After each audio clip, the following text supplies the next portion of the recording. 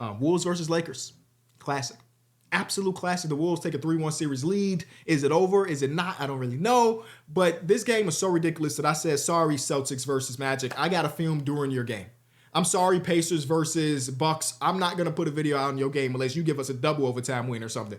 And I do got some things to say about Knicks versus Pistons, but those got to wait. Because we just experienced, in my opinion, the perfect Anthony Edwards game. By far my favorite game of his career. Now, he's had a couple bangers, right? He had a couple against the Phoenix Suns last year. And he's had some bangers, for sure.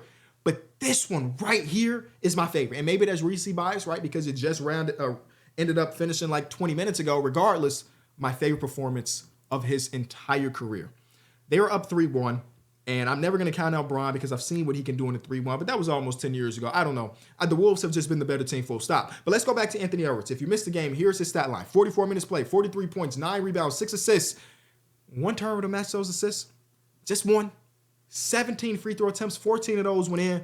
5 made threes, a true shooting percentage of a 70.5 if you want to do the math or want me to do the math for you. The perfect game. The biggest X factor for this series going into it was like, could the Lakers make Anthony Edwards think? There have been times in his career where he's been phenomenal in that, right? I remember earlier in the season when he did have a good stretch, people were asking him what he did. He said, I watched Luka Doncic's tape in order to get better and making decisions out of a pick and roll. I watched Luka Doncic's tape to see how he plays when people hedge his screens. And he looked great. And then a little while after that, it was back to being like, oh man, can Anthony Edwards really handle all of the different looks that you could throw at him? And that's why in this series, I thought that Mike Conley would have to play a huge part if the Wolves wanted to win. Because if Anthony Edwards is personally struggling at all the different looks, then that means that Mike Conley's job to settle everything down, to get the offense running, becomes extremely important. But because Anthony Edwards has looked at every single thing J.J. Redick has thrown at him and dominated it, a guy like Mike Conley becomes expendable. He played 25 minutes today. He got the big block on Brown, which I thought was insane. A couple different plays in this game, it felt like a certain player tore their ACL. Anthony Edwards at the moment when LeBron dove on his leg, I thought he was done with. Mike Conley got the block and started tweaking at his leg. I'm like, oh no, is that the end for Uncle Mike? It's not. But he becomes somewhat expendable, and because he becomes somewhat expendable, that means Rudy Gobert does too. Rudy Gobert's never had a good offensive series, don't get me wrong. But this is by far the worst offensive series of his entire career. And that is saying something. Me and the guys were talking about the Discord because we were just watching this game together. It is insane. Like if I told somebody, watch this game right here. Watch game 4 of Wolves versus Lakers. At least 3 of the dudes on the court together right now are going to make it to the Hall of Fame. Can you pick out who it is? They're going to say Bron. You could tell that. They're going to say Luka. You could tell that. The last dude is Rudy Gobert. The jury is still out on like Anthony Edwards. He's 23. But like 3 of those guys are guaranteed into the Hall. If you have never watched basketball before, you would never suspect that that man's going to make it to the Hall of Fame when his career is over. He's been bad. And today I thought this was worst defensive performance too. So not going to play much. Shout out to Chris Fenske. I don't care if you make a $40 million annual. I don't care if you got a $300 million contract. If your ass can't play, your ass can't play. And Naz Reid, ridiculous. Let's go down to the game. Anthony Edwards has played the perfect series or the perfect game in this one. One of the reasons I picked the Lakers to advance before the series started, I'm not one of the dudes that feel like they need to be right, so I'm not rooting either way, was because of the top-end talent, right? Luka Doncic and LeBron James in the playoff series just feels unstoppable. Hasn't been that unstoppable. We'll talk about that. The other thing was the defense, right? The defense had that month stretch even without Anthony Davis being on the team where the defense was really good. And I'm looking at how many different looks they could throw at Anthony Edwards, and I'm combining that with the fact that Luka Doncic, another playoff riser, and LeBron James, because even though he's 40, he's still amazing. I was like, Lakers win this in 7. I think it was my official pick, and I guess it's not dead, right? But a lot of those things have changed, right? The more I'm watching these series, I'm like, man, having the best player on paper in the series hasn't really done much. This is a team-oriented game. So much so that in this game, J.J. Redick was like, hey, Gabe Vincent, hey, Jackson Hayes, hey, Jordan Goodwin, or hey, Vanderbilt, y'all can't play, man. We're going to run our guys to the end of time. Must-win game. You do not want to go down 3-1. So Bron, Doe, Reeves, Luka, Rui, y'all got to play every single second in this half.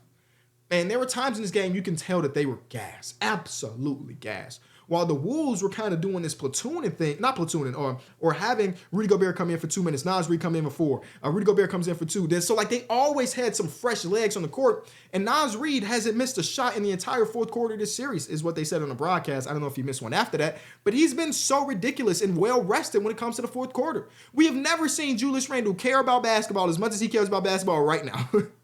On a game-to-game basis, whether they're winning, whether they lose, and he is sitting down in that chair, And on both sides of the floor, he's been incredible, right? You still have moments in time, you're like, damn, Julius, you're going to force that one up. But you live with that if you're telling me that he's going to have switches on Luka Doncic and hold his own and force a turnover here or there. Insane stuff from him. Naz Reid, like I mentioned, big shots. But at the end of the game, it was him getting into Luka Doncic and LeBron James to force it to be Austin Reeves was the one to take this shot to end the game. Not one of your All-NBA players, not one of your future Hall of Famers. It was Austin Reeves. And Austin Reeves, for what it's worth, wasn't having an amazing game in this one. So you live with that. You live for the results. And they've been well coached, and they've been running well together. The second game in a row where they killed the offensive glass. Just hustle plays, hustle plays, hustle plays. You can't even say, from the Laker perspective, that's a size thing. Because Rudy Gobert ain't getting them rebounds. That's the other guys getting into. Who led them in offensive rebounding today? You got 4 from Anthony Edwards. Perfect game, I mentioned. Oh, no, this was the Rudy Gobert offensive rebound game. Hell yeah, Rudy. There we go. I don't know if they've scored out of those offensive rebounds because I don't remember a single one of them. I don't have in my notes. But yeah, they're killing their offensive glass, right? And that has been huge. But more than that, anything, the penetration to the paint. In game number 3, Anthony Edwards drove to the paint. I don't have the exact numbers. 100 times. Ended up with 0 free throw attempts. Today, he gets downhill and attempts 17. Come on, man. Progression. Growth as an NBA player. The perfect game. Jaden McDaniels started off slow. Eventually hit some big old shots down the stretch. And we got to talk about a couple plays that mattered the most. In my notes right here. 30 seconds ago, for the second time in the last 3 weeks, we watched LeBron James throw a lazy inbound pass that led to a turnover. And that turnover was Jaden McDaniels who got it to Anthony Edwards. Anthony Edwards, they thought it was off on Anthony Edwards, and that was the moment that they replayed it, and it ended up being a foul on LeBron James. Anthony Edwards ices the game with the free throws. Second game in a row. Or not second game in a row. But the other time I'm thinking about was when Josh Giddey hit the half-court shot. If you need to go rewatch that, go rewatch that. That was a great moment. But LeBron James just throwing a lackadaisical pass out of a timeout.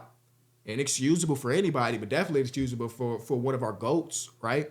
LeBron played every single second in that second half, and he didn't score in the fourth quarter, but he had some really good defensive plays, right? He had the chase down block I think it was Dante DiVincenzo on the backdoor cut, and LeBron James just got his fingertips on top of it. So, like, even though LeBron didn't score in the fourth quarter, he had a really impactful game nonetheless. And in the fourth quarter, even when he didn't score, he had an input on this game. But that turnover, not being able to get a shot up in that moment in time after Jaden McDaniels just got the dunker spot and one dunk where I don't know why the hell Austin Reeves is contesting that shot. There's a 0% chance you're ever going to get that block. My boy even looked up how many blocks that Austin Reeves have this season. I think it was 24 or 27 or something like that. You're better off just letting them have it. You're better off just letting them have it because that and one puts them up by 1, and now you playing from behind. Just let them have it, and you walk down. We got 30 seconds to go, or whatever it may be, to go get a bucket, and you got bucket getters on your team. But bad decision by Austin Reeves, and I feel like we had a couple of those because I think he was getting his ass roasted a lot in this game, just like Luka was getting his ass roasted last game in this game as well. Yeah, man, the Lakers have a lot to make up if they want to win the series. But I think that if they don't win the series, we have an idea of what type of play. I mean, we already knew what type of players they needed, but like they really need some size. They really need some guys that would sit in that chair outside of Doe. I mean, last game we talked about how Rui Hachimura was a non-factor on both sides of the floor. Today he gave them 23, and unfortunately it didn't matter because they didn't walk out of here with a win. And what the Timberwolves have been able to do so very well in the series is allowing Luka to score.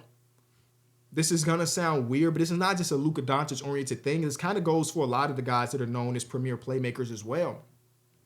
If you turn them into just a scorer, they lose so much value.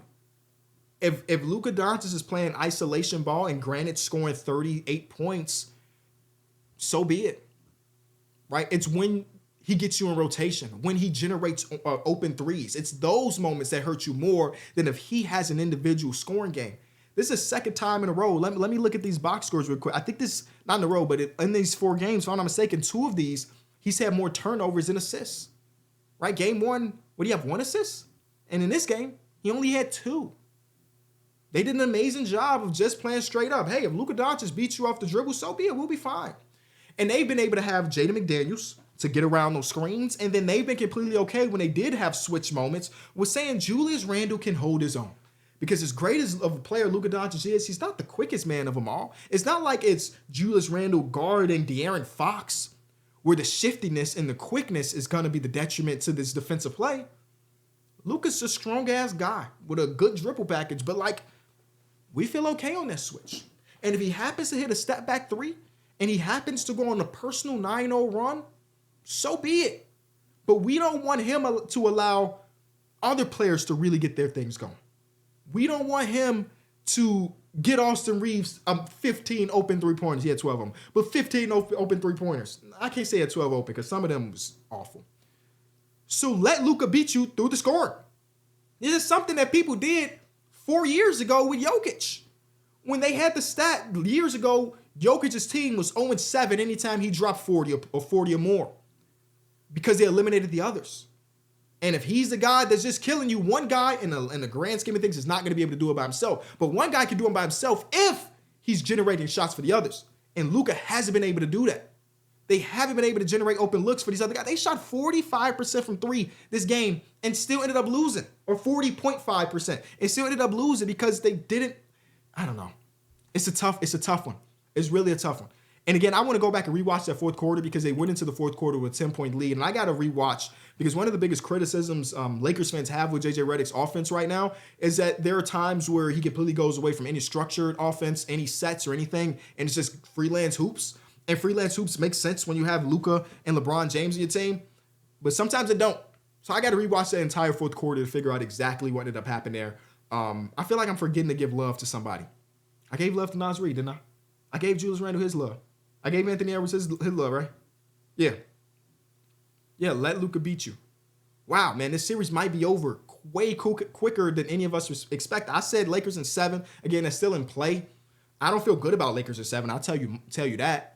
Even though some of these games have been close, I just feel like the Wolves have been the better team. And I'm still tugging and pulling, trying to figure out, have they been better coached in this series? Has Chris Finch outcoached JJ Redick so far? I don't know yet. I don't know. I have to rewatch the footage. But it's got to hurt to play 46 minutes and 46 minutes for your top-end dudes and still walk out with an L. The Wolves retain home court. They go into Staples Center. I mean, they get 3 chances to close the series, man. It's hard for me to believe that they won't be able to do that. But I've seen LeBron in this situation before. So, like, that's always what it boils down to. This series has been amazing. This game itself was amazing. Anthony Edwards, big-time players make big-time plays. The old cliche. And Anthony Edwards is a big-time player.